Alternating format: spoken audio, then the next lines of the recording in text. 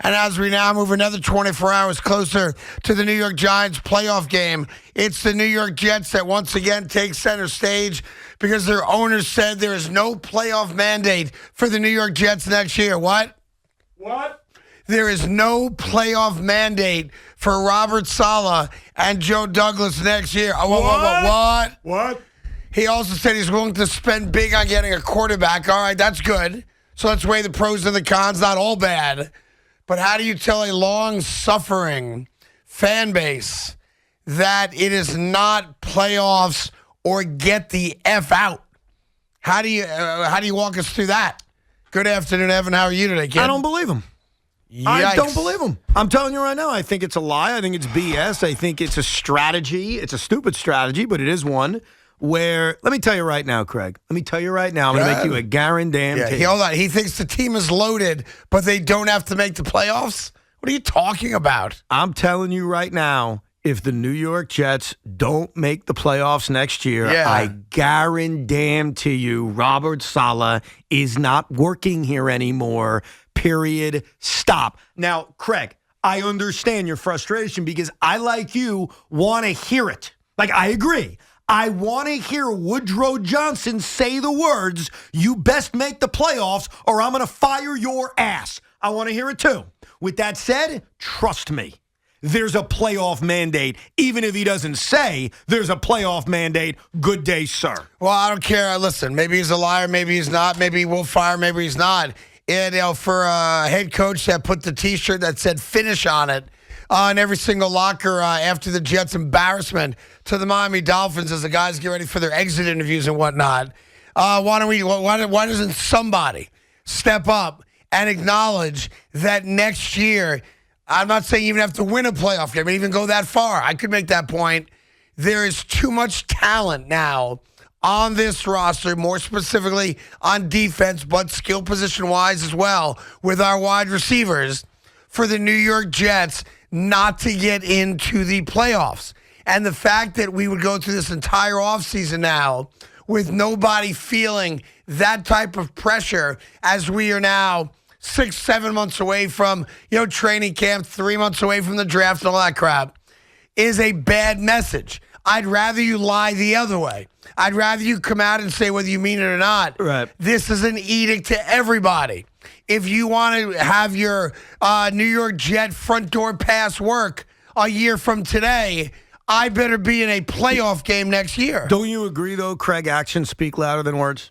Always. In life, They always. fired his BFF. And I don't want to hear. Are you telling me that there weren't other teams interested in a guy who oversaw the worst offense in football? Stop it. Oh, I thought the Jets came out and said we wanted him back, but because the other teams also coveted him, we allowed him to speak to other teams. Let me explain. Are you suggesting that that's not true? It's absolute bullcrap, and let me give you a short explanation. Wait a minute. Time. I'm sorry to interrupt. Yeah. Are you saying to me that the New York Jets wanted to keep the guy that orchestrated the 29th best offense in the NFL, but multiple teams would rather have him than whomever they currently have, that the Jets, just being good guys, decided to allow him out of his contract?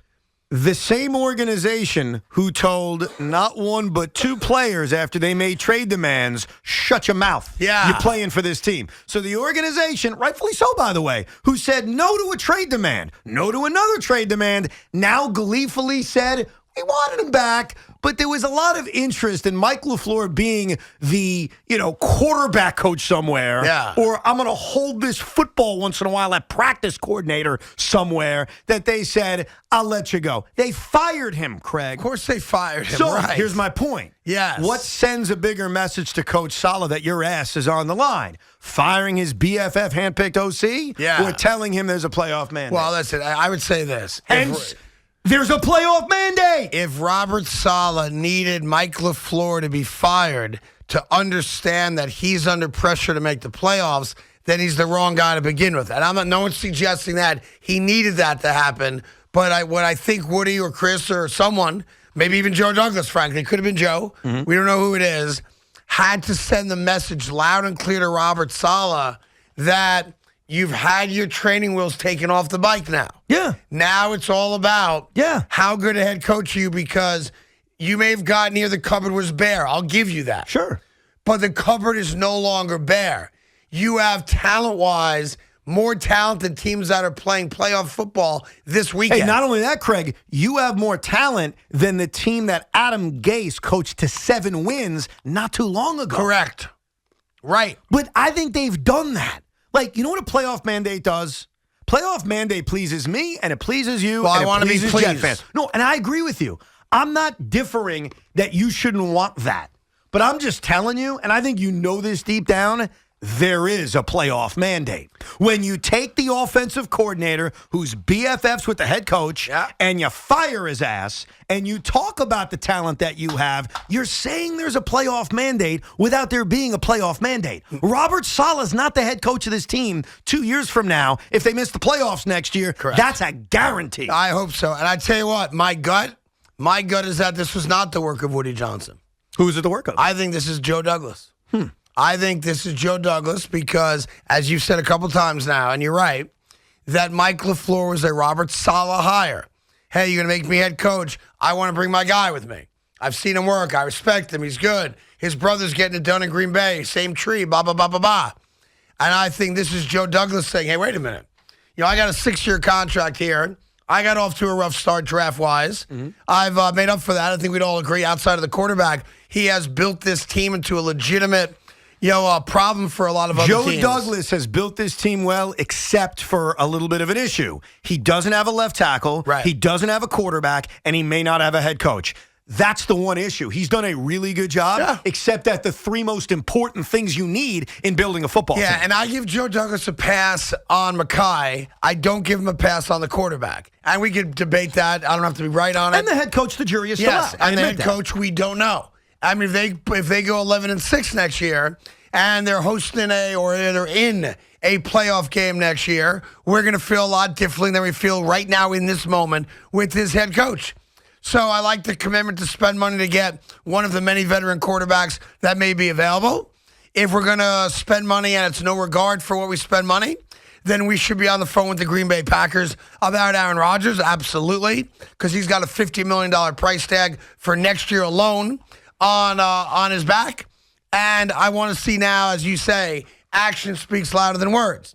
Go get us the quarterback and let's rock. Well, that's the key. Let's start there. That. Let's start there. Are the New York Jets going to add a quarterback? Because running it back with Zach Wilson to me is not an option. No, I think at this point, it is very clear they're going to get a quarterback. They're not blaming Zach LaFleur. might be on the roster. Well, it all depends. It depends. If the other quarterback you're bringing in is a competition quarterback, and we know who competition quarterbacks are, Mitchell Trubisky is a competition quarterback. Yes, there's a bunch of them. Gardner Minshew is a competition quarterback. Even Baker Mayfield. They're all competition quarterbacks. I want better than that. Right. I'm sorry. So if Zach's going to be the true backup for a legitimate starting quarterback, fine, whatever.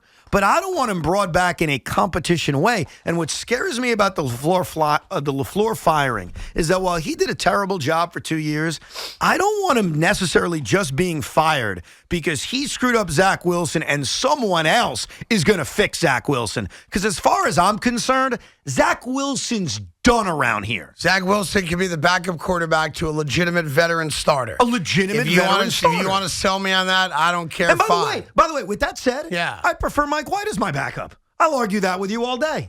I wouldn't argue that. Now, we're arguing about a backup quarterback. Who cares? But that's the point. Zach Wilson cannot be a significant part of this organization's plans to win next year. Otherwise, you're an unserious organization who shouldn't have a playoff mandate. Because you should have a playoff mandate with that as your quarterback? Really? Yeah, listen, they have to be a playoff teamer. I can't speak about Joe Douglas because there's a lot of ways to not make the playoffs that have nothing at all to do with the general manager. General manager can't decide whether or not to call a timeout at the right spot in the fourth quarter. The general manager can build the best team possible, and Joe Douglas has 2 jobs, and you just said it. We have to get a legitimate quarterback here. There's plenty of them available. Pick the right one, and let's start with that. And then number 2, even if we all saw the pictures of a more slender Mekhi Becton, you cannot trust Mekhi Becton to be your starting left tackle.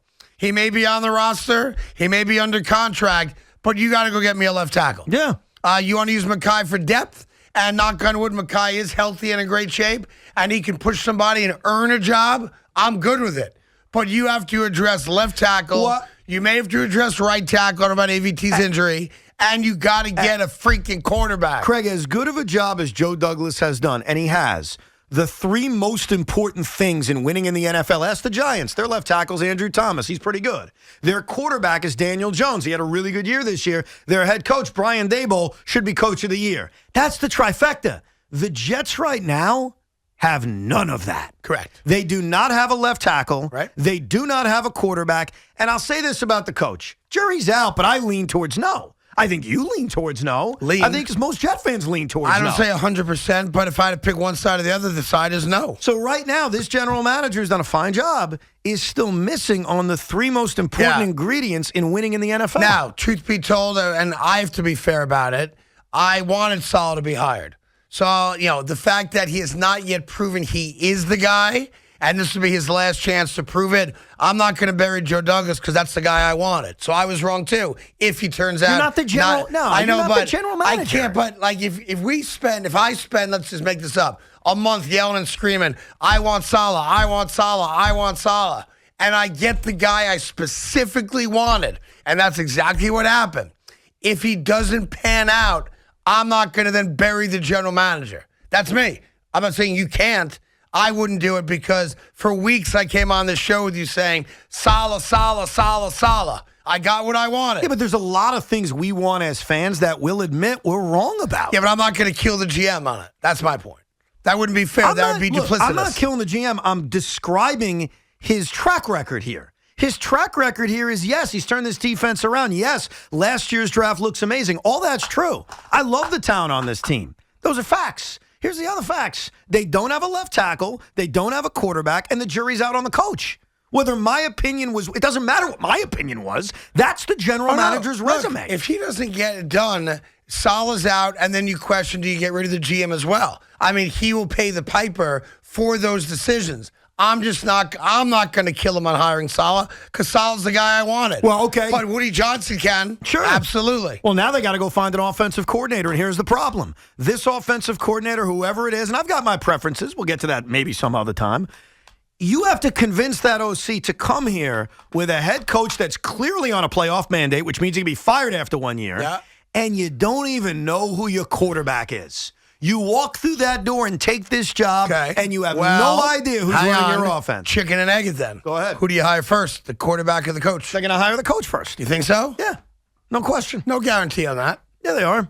Why is that a guarantee? I think it's very likely that they hire the OC. So that they don't lose out on the best candidate, right?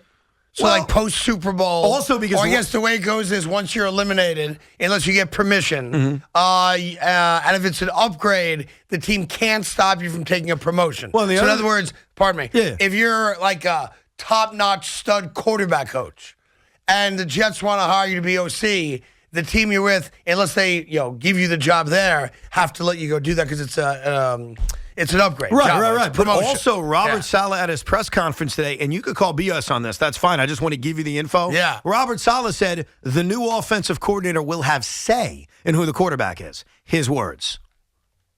Really? Yeah. Okay. So they're going to hire an offensive coordinator without that OC knowing who the coach is, and maybe he has or the quarterback is. He may have a quote-unquote say, but you know who has a much bigger say? Joe Douglas. Even Woody Johnson, the offensive coordinator, whether it's Matt Nagy or Darrell Bevell, spare me on that. No, I got the guy. Or Cliff Kingsbury, whoever you want to. I have a guy too. Who's your guy? It's not Cliff Kingsbury, but I do like Cliff Kingsbury. He's also making like $8 million a year through 2026. Who's your guy? So why would he come here to be an OC? No, I think there's a lot of these candidates. There are two guys that come to mind. They are both in the college ranks right now. Oh, we're on the same page. Yes. My number one guy is at the college ranks right now. Are we talking about the same guy? Are we talking about the offensive coordinator of the national champions? Todd Monken? He's one of my guys. That's my guy! Yeah, so to me, Simpatico, Craig. Todd Monken, who's probably going to get a head coaching job, I imagine, but I kick the tires for sure. No, he's not. Now he's not. You think he's going to jump? Because hold out here. Todd Monken, by the way, is the offensive coordinator for Georgia. Stetson Bennett. Yeah, he also has a great resume. He was the OC of Tampa Bay. Jameis Winston had success. He was the head coach of SMU. He's got a resume. I think he was with the Browns for a minute. Yeah. he's the OC of the defending national champions. I don't think that necessarily gets you to jump to a head coaching position. Now, he did interview for the Jet job a few years ago, and if I'm not mistaken, was up there to the end versus Adam Gase. Like, he was right there. He? Okay. But I wouldn't think that he's going to go from OC of the national champions right to the head coaching position. Okay. I think he's going to get a offensive coordinator job. There's a second guy that I would bring in that I'm going to assume you're going to poo-poo. Because you're a poo-poo platter kind of guy. Can I guess who you're going to say? 100%. Lane Kiffin. No. You know I love Lane Kiffin. Oh. Lane Kiffin ain't leaving Ole Miss to become an offensive coordinator. No, but you love him. I love Lane Kiffin. Lane Kiffin's one of the greatest young minds in all football. Right. I would hire Lane Kiffin to be my head coach in a finstant, which is quicker than an instant. I'm going to give you a name. You're not going to like the name, but I do. Go ahead. Bill O'Brien. I don't hate the name. Offensive coordinator for Alabama. Listen, head coaching experience. So if Robert Saleh F's up, I got a guy who can take over the job if I need it. Well, first of all, he's Patriot lineage, and I would bring him in here in a minute. I have no issue with Bill O'Brien, and this is very important to address here. A guy's track record as a head coach is irrelevant. Right. I'm not looking for a head coach. I'm looking for an offensive coordinator. Frank Reich, Gary Kubiak, anyone else, Mike McCoy, anyone else who's been a head coach before, Ben McAdoo. Ben McAdoo's an interesting name. His job as a head coach is irrelevant. Because, again, there's a long list throughout NFL history, you know this, man, of successful coordinators who could not be a head coach. That's right. That's not what I'm looking for. So I'm not going to be turned off by a guy's failure as head coach. I want someone who has experience, all right, not someone who's learning on the job. I want someone with a track record, and I want someone who can coach a veteran quarterback, because you bet your ass, Craig, if this team wants to go to the playoffs next year, you don't dilly-dally with the Zach Wilson experiment. You know what will get Joe Douglas fired, in my opinion? Dilly-dallying that you picked a kid 2 overall and you've got to run it back. No, I think that's a fireable mistake. Look, hey, Joe, you screwed up. It's okay. I'm not firing you over that mistake. What I would fire you over is if you don't realize it's a mistake. 877-337-6666. Carton and Roberts on the Fan. Your diehard Jet fans will get your take on everything that happened today in the Woody Johnson press conference. I know most of you did not hear it. So as much as we can throughout the day, we'll give you clips of it and let you know exactly what he said as best we can. We will get to the Giants, of course, today, as they got great news today, and that is that the Minnesota Viking offensive line keeps taking shrapnel. The entire right side of that offensive line is now out for the game. So if your method to beating Minnesota was getting pressure on Kirk Cousins, you were going up against backup offensive linemen now, which should help Thibodeau, help Ojulari, and help you get to Cousins. This was a good development for the New York Giants today. We'll get all your calls coming up as well.